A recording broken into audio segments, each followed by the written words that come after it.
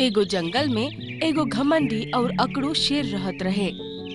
जंगल के सब कारण ओकर घमंड और अकड़ूपन के कारण बहुत परेशान रहन स।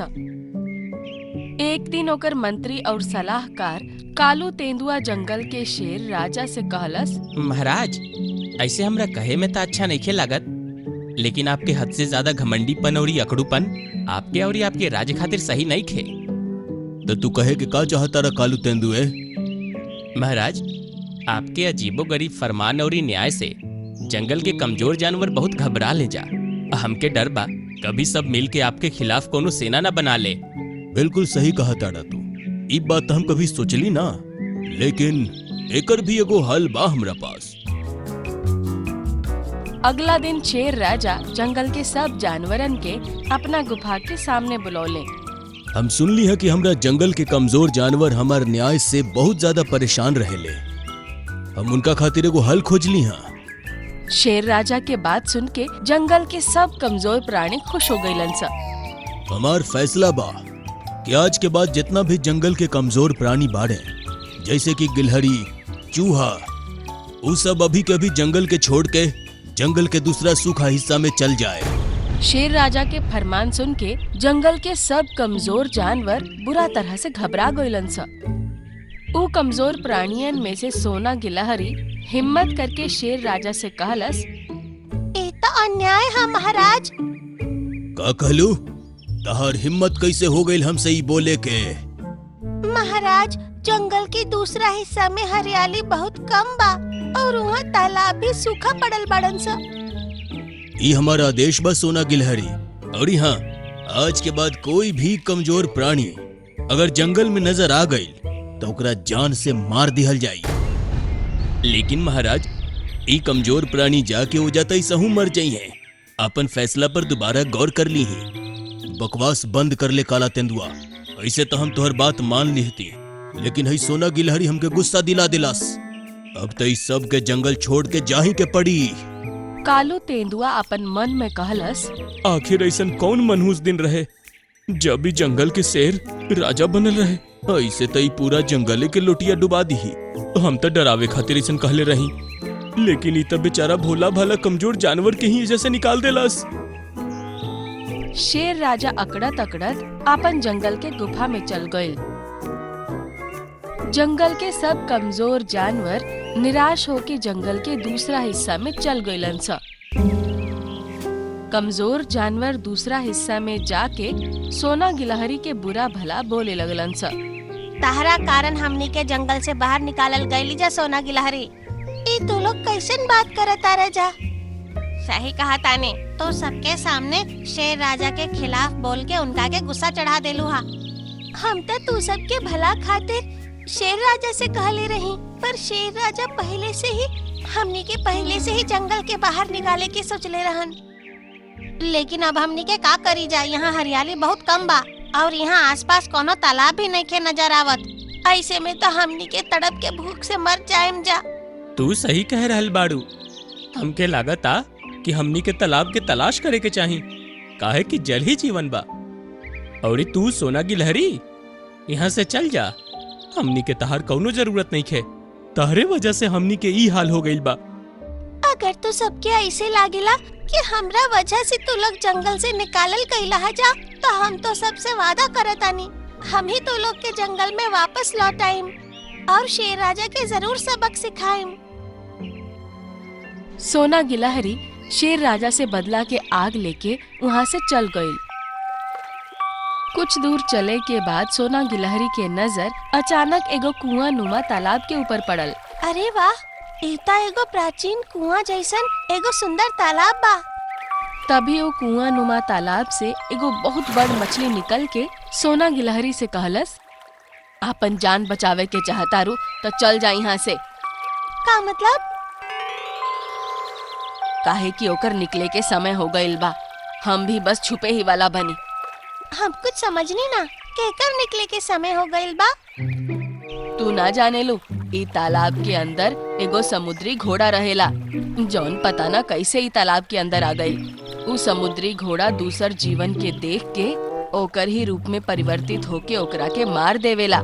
एकरा से ओकरा शक्ति मिलेला हमरा ओकरा बारे में कुछ बतावा, हो सकेला कि हम तार कुछ मदद कर सकी। मछली सोना गिलहरी के कान में समुद्री घोड़ा के बारे में बतावे लागल। अच्छा तो ये बात बा, अब तो हमार बात ध्यान से सुना। सोना गिलहरी मछली के कान में कुछ कहे लागल।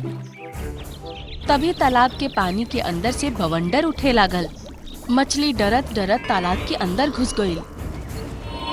कुछ ही क्षण में एगो बहुत बड़ समुद्री घोड़ा निकल के सोना गिलहरी के सामने आके खड़ा हो गई। के हो तू? का तो के नइखे मालूम हम कितना शक्तिशाली हैं? अब तू मरे खातिर तैयार हो जा।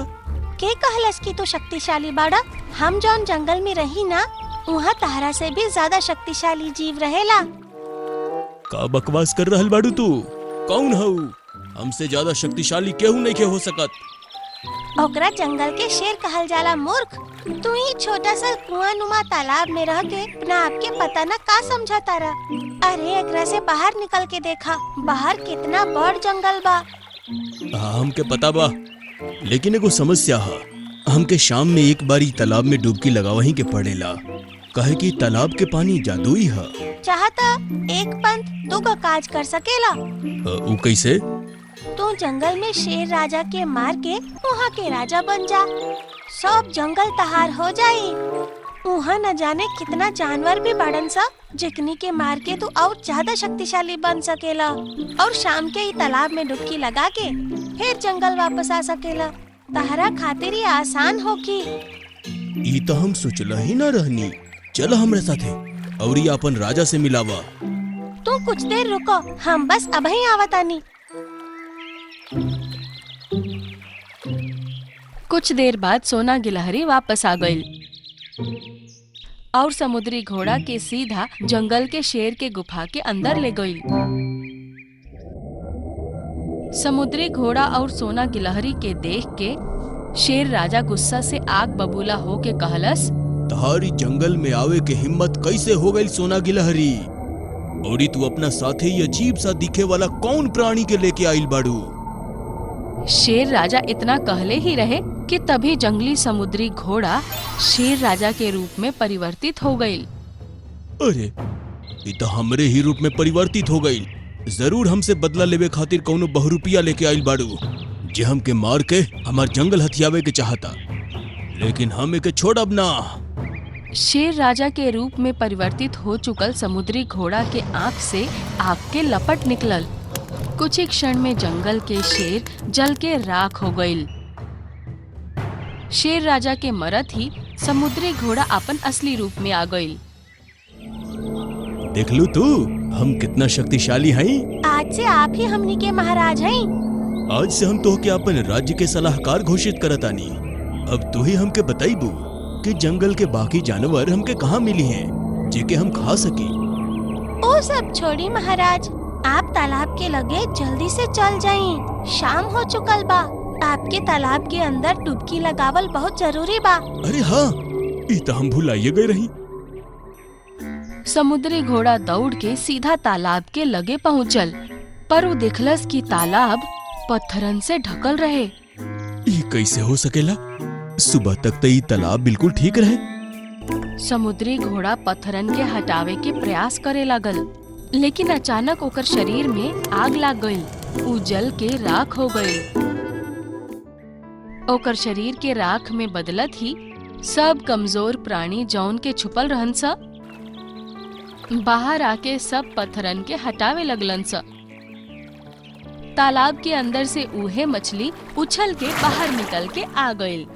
तहार बहुत बहुत धन्यवाद सोना गिलहरी। तहार चतुरता के वजह से समुद्री घोड़ा मारल गई और तालाब के जीवन के ओकरा से मुक्ति मिल गई।